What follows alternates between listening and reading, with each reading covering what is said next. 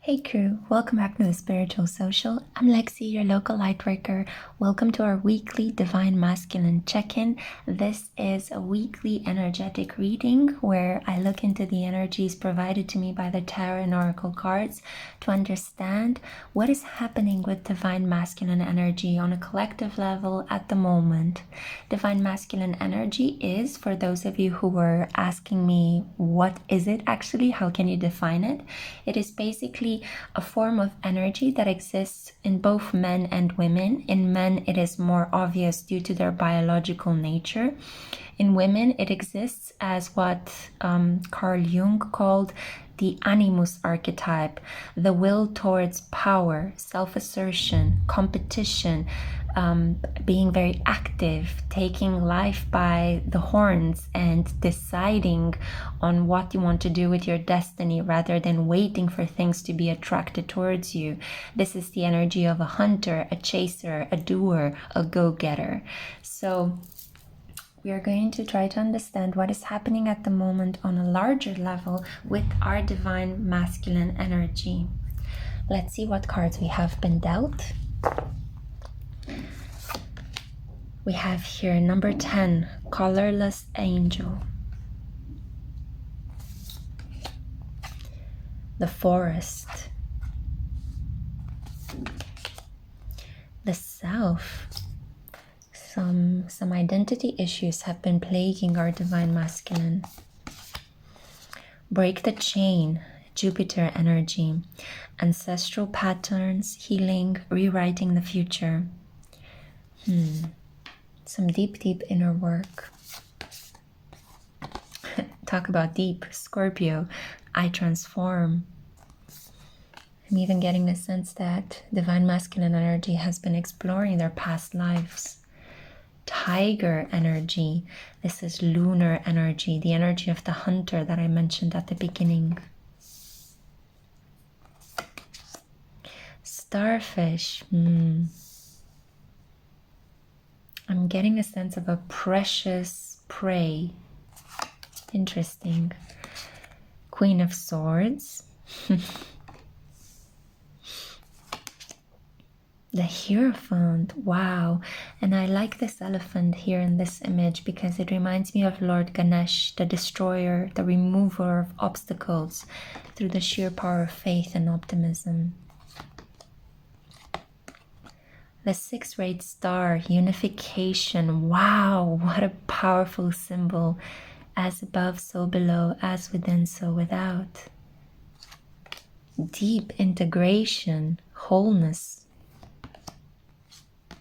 Wow, talk about wholeness. Angel of love. There is no higher vibration on this planet than love. Wow. Deceit. The reverse of the coin. Rest and rejuvenation. Potentially some deep meditation as well. And the healer of ages. So the Divine Masculine energy is in a really beautiful place at the moment, in a place where they are creating a lot more stability within themselves rather than externally. I feel that connecting this reading with the one from last week, Divine Masculine energy has been very focused on patching and repairing a lot of the material, pragmatic aspects of life.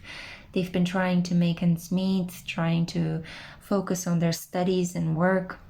This Divine Masculine energy has been filtered through the rebuilding of a lot of the institutions that are being broken down now as we are approaching the age of Aquarius and Pluto's entry into Aquarius in 2023. But I'm getting the sense that our divine masculine energy has finally realized that this is a thankless task. This is a task that is not really working with the flow of the collective energy, which is about transformation. It is about rebuilding a new society. It is about coming in touch with ourselves and understanding that we are all connected, that we are all equal, that we are needing to break down these boundaries and these toxic divisions that exist in our society at the moment, based on discrimination based on color, on race, on money and status, on class belonging, on gender, on age issues. Ageism is also a very big issue.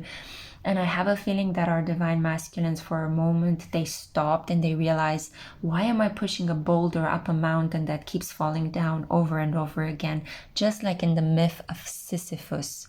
So they realized that that thankless task was leaving them completely out of energy, out of color, out of passion and joy for life.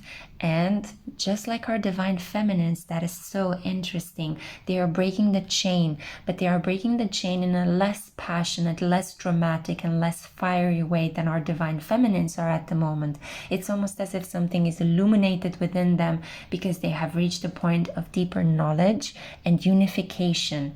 They see through the grid, they see through the matrix at the moment, and they understand that in order to go forward, they have to go deeper. It's not a question of trying to stop fires on a deeply materialistic, pragmatic level. Gaia is taking care of things herself anyway. She is completely reworking the imbalances that humans have been doing to the environment for such a long time in a very natural, even if sometimes destructive way. And our divine masculine energies have been trying to control that, the flow of Gaia, the flow of floodings, the flow of forest fires. They've been trying to help, to contribute. But at the moment, they're realizing they can do better work for the collective, and they can be of much better service to this ever-changing world on our beautiful planet if they just complete their healing, if they just commit to letting go of the energy of our emotions don't matter. I feel that intuition is rising up to the surface of the psyche of our divine masculines. They are taking their inspiration from divine feminine energy that they have noticed has been fighting with a lot of demons lately, and we saw the devil in the divine feminine energy. I do urge you to see these readings together to get a bigger sense of what is happening with our energies on a collective level. And you know what? Our divine masculine energy decided, I'm down with that. I want to blend with that. I want to merge with my divine feminine. It is the only way forward. And this is why we saw this beautiful card in the reverse position. The divine feminine is so much stronger at the moment. She's leading. She's pushing this connection forward, which is not at all surprising. This has been something that appeared countless times in divine feminine and divine masculine energies, that the divine feminine energy is the leader, the spiritual leader. But look, at the moment, I'm feeling so strongly that divine masculines are just stepping up to the plate. They are deciding no longer will the divine feminines need to be on their own. And they're doing it on a much deeper level than before, not by focusing on, right, we need to correct and organize and plan and stop fires wherever these happen, stop tornadoes wherever these happen, stop the cyclones wherever these happen. No. They're understanding that they need to temper their desires. They need to come forth with a lot of accountability on an institutional level as well, not only in their personal private lives. The deceit here is not only about being faithful to one partner only and committing to a particular person and wanting to build with their divine feminines a life that is stable and solid.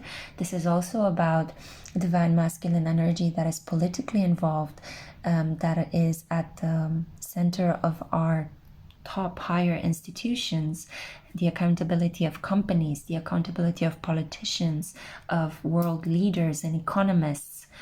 people that are driving forward our society. Even scientific research at the moment is getting a bit more spiritualized, and I do feel that this is due to Jupiter and Pisces transit. It's spiritualizing our understanding of science, our understanding of mass distribution of diseases, of viruses, and how we transmit all sorts of energies between ourselves on a both biological level, such as a virus, but also on an auric level, such as when you send some negative energy to someone and you completely bamboozle them, or you put the evil eye on them, in some cases accidentally, in other cases intentionally.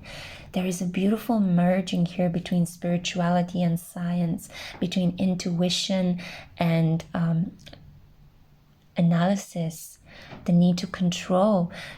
I feel that on a deep core level, there is a transformation of divine masculine energy. They are integrating much more of the feminine energy within their own self. Because I think that they're understanding that love heals, that love and compassion and kindness and modesty are ways to go forward. And they also see how the divine feminines have been taking on this very strongly assertive role. It's like this power that is coursing through our divine feminines. We saw the flames and the passion, the 888 synchronicities. And our divine masculines at the moment, they are understanding in order to merge with this divine feminine energy, we need to be the counterbalance. And that counterbalance is water, unconditional love, the sixth-ray star, hope, unification. By coming into union with their own thought processes and emotions and intuition, the divine masculine is also coming into union with the divine feminine energy, helping balance out her strong passion. And it's interesting because the divine feminine energy got the devil, which is number 15 in the major arcana, while the divine masculine energy got the Hierophant, which is number 5. And both of these cards talk about earth elementals, the Hierophant representing Taurus and the devil representing Capricorn. And Uranus is at the moment in Taurus, collectively influencing us since, I think, if I'm not mistaken, 2018. And Pluto is at the moment in Capricorn, in the sign of the Saturnian ruled goat, which is completely transforming us deeply in the way we relate to institutions, to money, to power, to the material world around us, and also in the way in which we accept and receive love and how we build things, both on a spiritual level, but also on a material level. So both Uranus's transit in Taurus and Pluto's transit in Capricorn are so strongly affecting the collective divine feminine and divine masculine energies.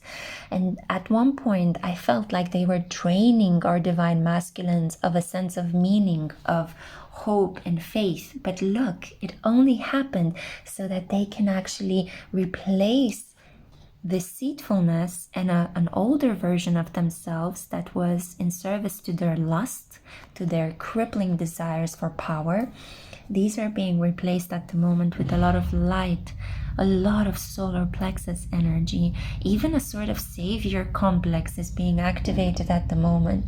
A lot of divine masculines are rising up to the understanding that in order to be a modern day hero, they need to be loving, they need to be accepting, they need to be respectful and forgiving. It is not about pushing forward with determination and using violence to achieve your means. A lot of violence has been done to Gaia, to women, to children, to those vulnerable in society. At the moment, the divine masculines are tapping into this collective energy of, a little bit of bleakness, of hopelessness, of desolation, but they're activating something much deeper within. They are activating a new sense of self, a sense of self that is radiant, that is solar, that is expansive, that is almost to a point cosmic, a sense of self that loves, that protects on an emotional level, that offers emotional stability, not only material or pragmatic financial stability. Their needs and desires are changing. They understand on a deeper level through the Scorpio transformation portal that they are not worthy only through the financial and material aspect that they provide to their divine feminines, their families, their nations, their workplaces.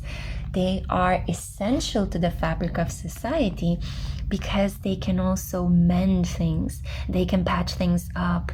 They can create a brotherhood that helps lift up those of us that are most vulnerable, those of us that are on the fringes of societies. So this is beautiful energy, and it almost makes me feel like crying. It's such like a beautiful transformation. I'm so proud of our divine masculine energies, and keep in mind that this is also the energy that can exist within your own self if you're a woman that resonates stronger with the divine masculine energy.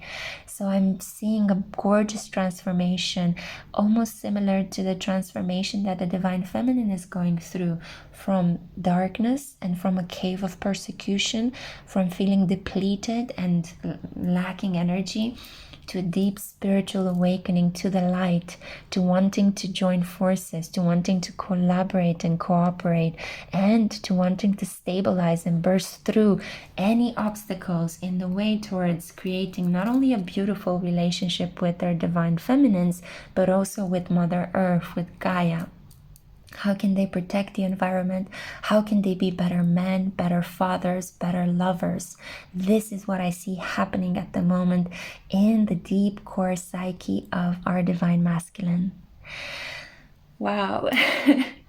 This reading gave me life. I really hope it inspired you. It was so beautiful. Feel free to check in as well next week for the update. I'm sending you so much love in the meantime. Bye, my gems.